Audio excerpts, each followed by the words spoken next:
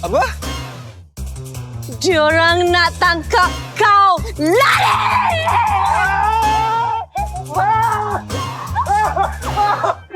Ini. Kunci. Tak sempat! Mana? Sana!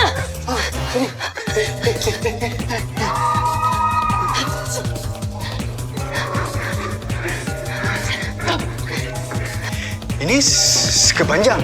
Ini skirt pendek. Habis tu laki kencing kat mana? Lelaki tak kencing kat sini. Sebab ni dimensi tak ada lelaki.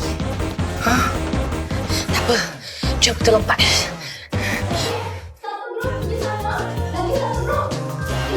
Jom!